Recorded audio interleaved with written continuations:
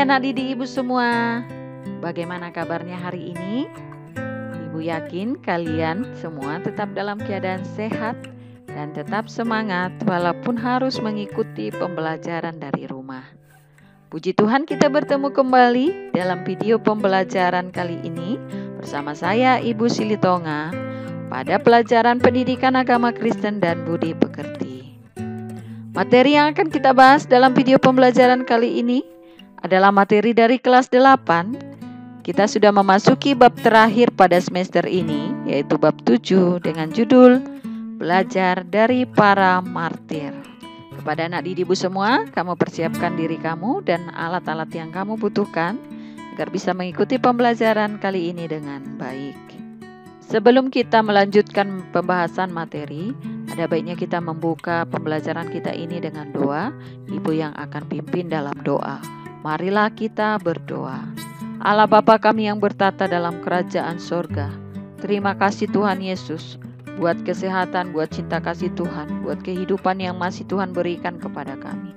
Berikan kami kekuatan Tuhan Yesus untuk menjalani hari-hari kami ini Bapa di tengah-tengah pandemi COVID-19 ini.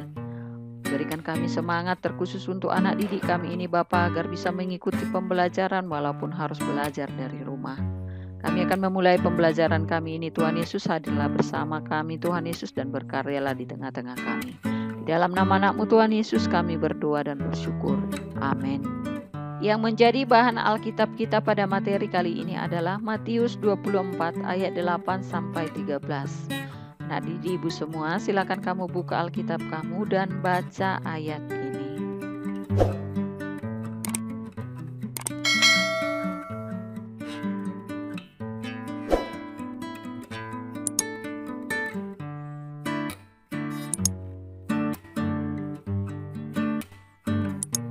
Setelah kita belajar tentang Roh Kudus pada minggu-minggu yang lalu, kini kita akan mengkaji bagaimana kuasa Roh Kudus dapat memberdayakan hamba-hamba Tuhan untuk mampu melakukan hal-hal yang menurut perhitungan manusia tidak mungkin. Seperti apa kira-kira hal-hal yang tidak mungkin menurut perhitungan manusia? Salah satunya adalah mati martir. Apa itu martir? Kita lihat. Martir berasal dari kata Yunani yang berarti saksi atau orang yang memberikan kesaksian. Dalam hal ini, kesaksian yang benar. Kemudian seseorang yang mati karena mempertahankan kepercayaannya dan imannya. Jadi orang yang mati martir adalah orang yang mempertahankan kepercayaan dan imannya. Dalam hal ini adalah kepercayaan dan iman kepada Kristus. Itulah pengertian martir. Kita lihat dulu kisah para martir yang menginspirasi. Yang pertama adalah Polikarpus. Ini gambar Polikarpus. Kita lihat siapa dia.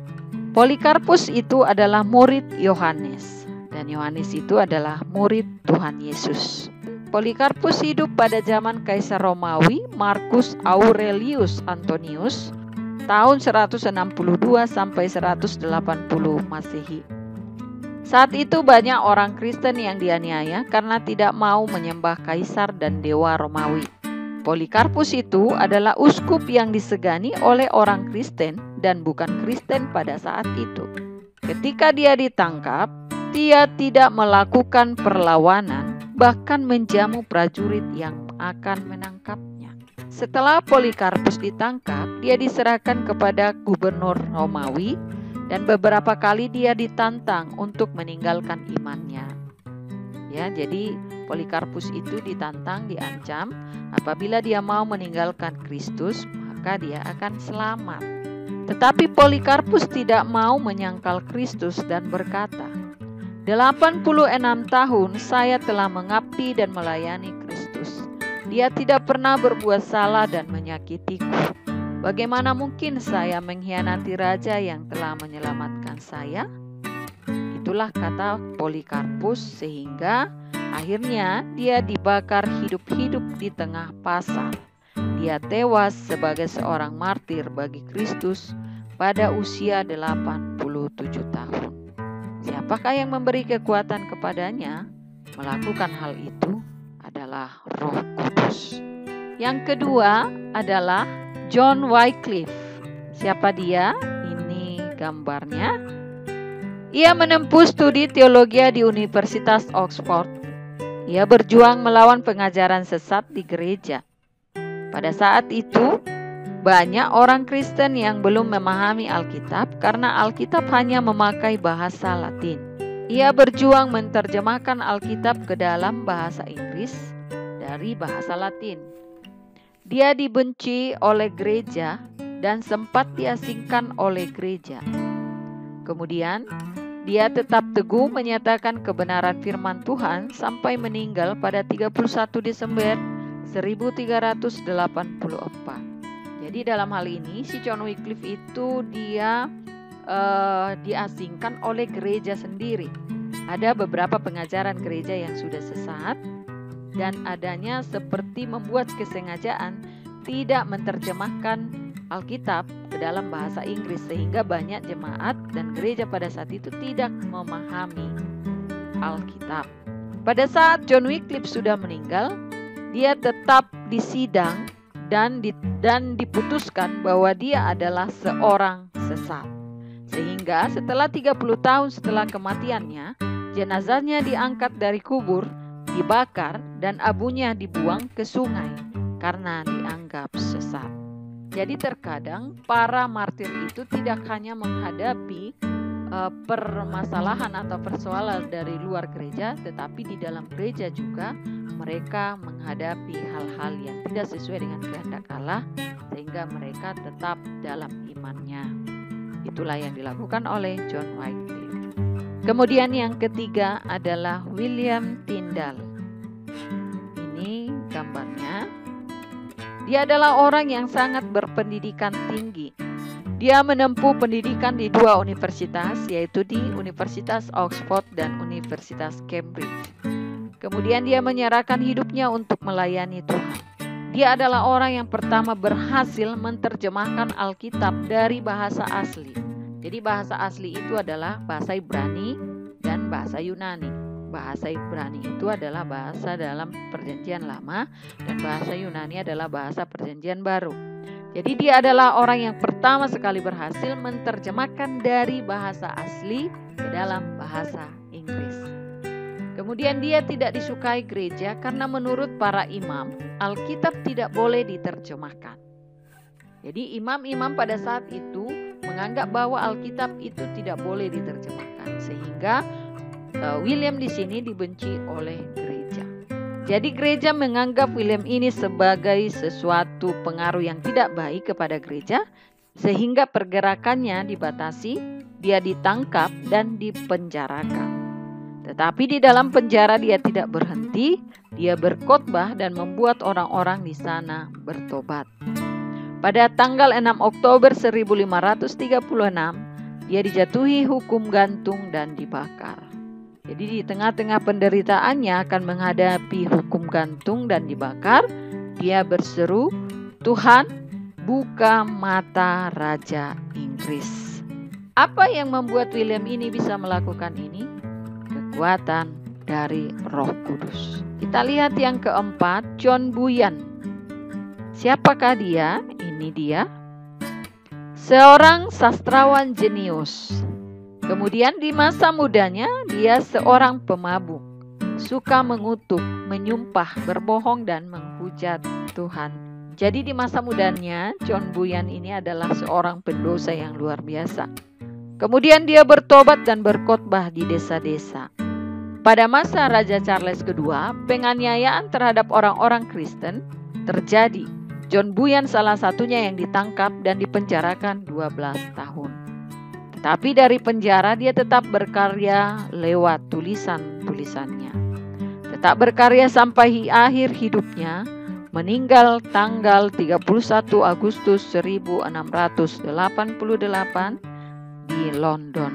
Jadi apa kekuatan yang membuat seorang sastrawan jenius ini tetap berkarya melalui tulisannya dan membuat banyak orang bertobat? Adalah Roh Kudus. Siapa yang membuat dia bertobat? Adalah Roh Kudus. Yang kelima adalah Dietrich Bonhoeffer. Siapa dia? Ini gambarnya. Dia adalah seorang pendeta yang menolak kebijakan Hitler. Jadi Dietrich ini adalah hidup pada masa berkuasanya Nazi di Jerman. Jadi dia adalah seorang pendeta.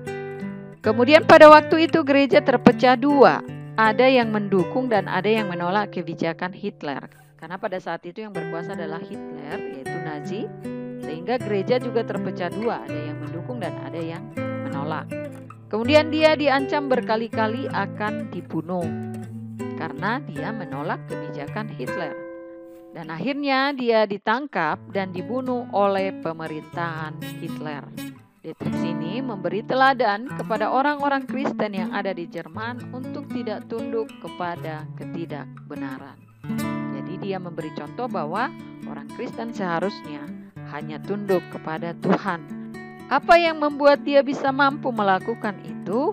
Mati martir adalah kekuatan dari Roh Kudus. Nah, kepada anak didik ibu semua, bagi para martir, Kristus dan teladan pengajarannya adalah yang paling berharga. Oleh karena itu, banyak para martir yang berjuang demi imannya dan kebenaran firman Tuhan. Mereka rela berkorban untuknya. Untuk siapa? Untuk Tuhan. Bagi beberapa orang, hal yang berharga mungkin adalah uang, harta, nama baik, status sosial, dan lain-lain. Dan mereka mau berkorban untuk memperoleh semua itu. Namun bagi orang Kristen, seharusnya Kristuslah yang paling berharga. Jadi banyak hal yang bisa kita teladani dari para martir yang sudah kita bahas tadi, bahwa kita harus menjadikan bahwa Kristuslah yang paling utama dan yang paling berharga dalam hidup kita. Sekarang kita masuk evaluasi. Ibu minta anak didik ibu mengerjakan soal evaluasi pada buku paket halaman 61. Silakan dikerjakan ya nak. Dan materinya kamu pindahkan ke dalam buku catatan kamu. Bagi yang sudah selesai, silakan kirimkan ke WA pribadi ibu.